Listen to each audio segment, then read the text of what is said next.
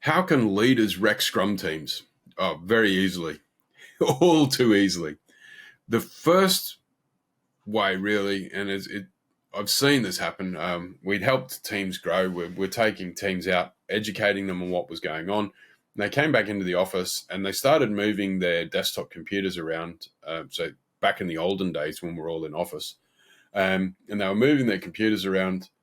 And a manager walked past and said, "What are you doing moving equipment? You're not allowed to do that. You have to get someone else to do that." And you could see the team were crushed because after all those messages and communication about empowerment, they'd just been removed. So the first thing is not trusting your team.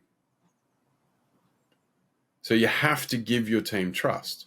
Now, I'm not saying it's a naive or foolish trust where you give them the keys to the Ferrari. What you need to do is give them a little bit of trust, and when they demonstrate the competence and ability to work with that, give them a bit more and a bit more.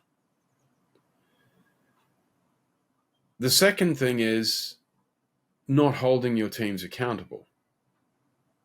So if we trust our teams, that means that there's things that we're expecting them to do. It is our duty of care as leaders to hold them accountable to do that. So if you don't hold the team accountable, things will get flaccid, lax, lazy. If the expectation is not from you, that you're expecting them to achieve certain standards, what's the motivation for the team to meet those standards? Now, our duty of care as leaders is to sustain and nurture the growth of our people. How do we know they're growing? Unless we challenge them.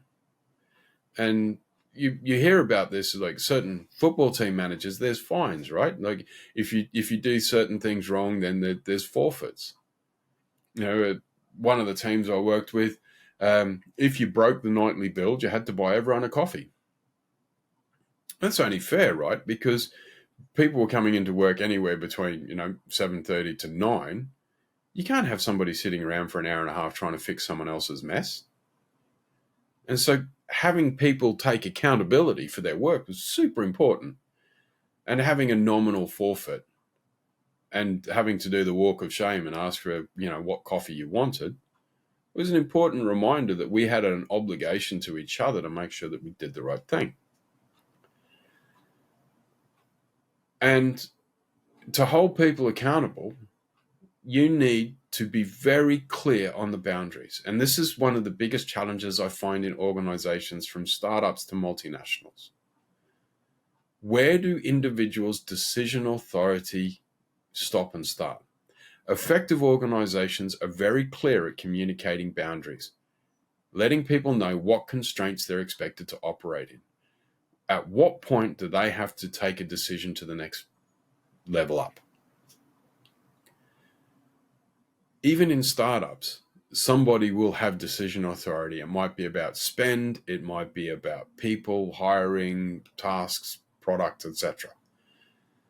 Now, unless we have a clear, open, and frank discussion about at what point do I have to go and ask somebody else, it's very hard to be held accountable.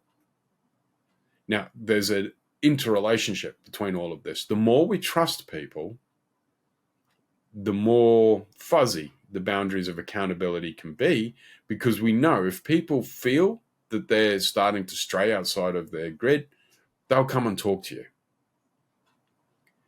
If there is a low trust environment, which is a typical place that we get in lots of organizations as they start adopting Agile, what you find, if there aren't clear boundaries, people, instead of overreaching, will underreach and they won't grow to reach their potential. So setting boundaries and trusting people to work within them and holding them accountable to hit and reach that boundary helps your teams grow, helps your people grow, and helps your organization be successful. Do you know what your boundaries are? And if you don't, what are you going to do about it?